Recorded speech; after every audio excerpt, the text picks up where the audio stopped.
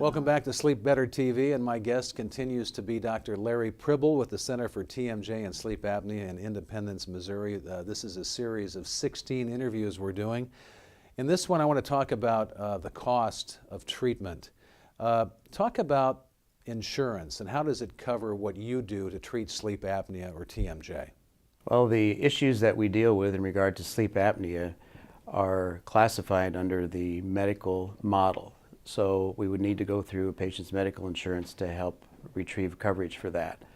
As long as we have the referral and the recommendation from a medical doctor, from the patient's primary care physician, that goes a long way in recouping some coverage for these appliances. The insurance companies are doing a very good job in regard to partial coverage, and in some cases full coverage for sleep apnea appliances. Medicare has come on the scene, and they are doing very well also in regard to their contribution to covering appliance costs for the patients. But again, you need to follow the proper insurance guidelines and their protocols, work through the medical model to get reimbursement. But it certainly can be done, and most of our patients have had some good success in regard to that. So this involves getting a diagnosis typically from a physician. Talk about that process. We see patients that come to us first. We do an initial screening for them, and then we send them to their primary care doctor. They order a sleep study, and a sleep study is done, and that has to be done in order to provide the final diagnosis and the proper diagnosis for the patient. And also we receive referrals from medical doctors and other professionals in regard to treating patients that they have seen that cannot tolerate CPAP.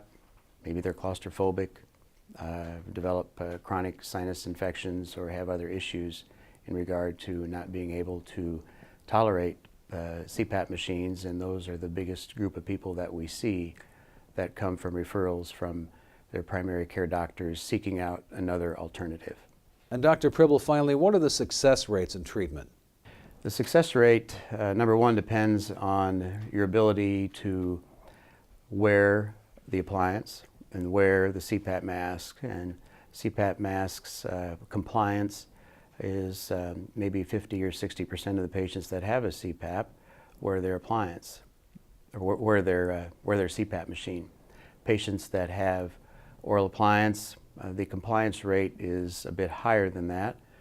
In regard to, we see probably 75 or 80% of the patients at least that are able to comply with wearing the oral appliance.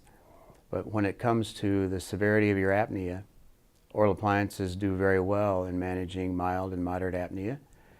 When it comes to severe apnea, oral appliances have a little tougher job to bring your apnea under total control, and sometimes there's even combination therapy with a CPAP machine and oral appliance at the same time.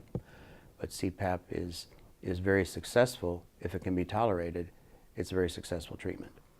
Well, Doctor, we've really enjoyed the time you've spent with us. Thank you again for sharing your expertise.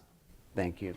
My guest has been Dr. Larry Pribyl with the Center for TMJ and Sleep Apnea in Independence, Missouri. You're watching Sleep Better TV.